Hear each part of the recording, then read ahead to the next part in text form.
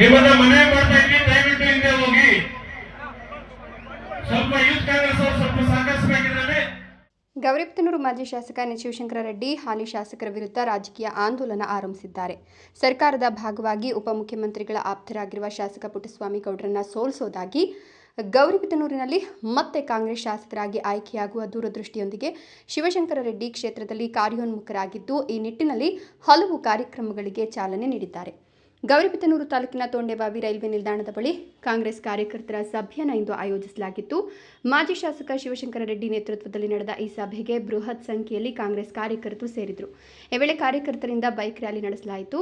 ಈ ವೇಳೆ ಮಾತನಾಡಿದ ಎನ್ ಶಿವಶಂಕರ ರೆಡ್ಡಿ, ಚುನಾವಣೆ ವೇಳೆ ಹಣದ ಹೊಳೆಯನ್ನು ಹರಿಸಿ ಜನರನ್ನ ತಪ್ಪು ದಾರಿಗೆಳೆದು ಜಯಗಳಿಸಲು ಸಾಧ್ಯ ಇಲ್ಲ, ಸ್ವಾಭಿಮಾನದಿಂದ ಮಾತ್ರ ಗೆಲುವು ಸಾಧ್ಯ ಅಂದರು. ತೋಂಡೆಬಾವಿ ಹೋಬಳಿಯಲ್ಲಿ ಕುಡಿಯುವ ನೀರು ಶುದ್ಧೀಕರಣ ಘಟಕಗಳು ಕೆಟ್ಟು ತಿಂಗಳುಗಳೇ ಕಳೆದಿವೆ. ಇವುಗಳನ್ನು ಸರಿಪಡಿಸಲು ಶಾಸಕ ಪುಟ್ಟಸ್ವಾಮಿ ಗೌಡ ವಿಫಲರಾಗಿದ್ದಾರೆ. ಕ್ಷೇತ್ರದಲ್ಲಿ ಮೂಲ ಸೌಕರ್ಯಗಳಿಲ್ಲದಂತಾಗಿದೆ. ಪುಟ್ಟಸ್ವಾಮಿ ಗೌಡರು ಬ್ಯಾನರ್ ವಿಚಾರದಲ್ಲಿ ಕಾರ್ಯಕರ್ತರ ಭಾವಚಿತ್ರಗಳಲ್ಲಿ ತಾರತಮ್ಯ ಮಾಡುತ್ತಿದ್ದಾರೆ. ಹಣದಿಂದ ರಾಜಕೀಯ ಮಾಡೋದು ಸರಿಯಲ್ಲ. ಚುನಾವಣಾ ಸಂದರ್ಭದಲ್ಲಿ ಕಾಂಗ್ರೆಸ್ ಸೋಲಿಗೆ ಮೂಲ ಕಾರಣ ಡಾಕ್ಟರ್ ಕೆ ಸುಧಾಕರ್. 2028ಕ್ಕೆ ಗೌರಿಬಿದನೂರು ಕ್ಷೇತ್ರದಲ್ಲಿ ಕಾಂಗ್ರೆಸ್ ಅಧಿಕಾರಕ್ಕೆ ಬರ್ತದೆ ಅಂತ ಹೇಳಿದರು. ಚುನಾವಣಾ ಸಂದರ್ಭದಲ್ಲಿ ಕಾಂಗ್ರೆಸ್ ಸೋಲಿಗೆ ಮೂಲ ಕಾರಣ ಡಾಕ್ಟರ್ ಕೆ ಸುಧಾಕರ್.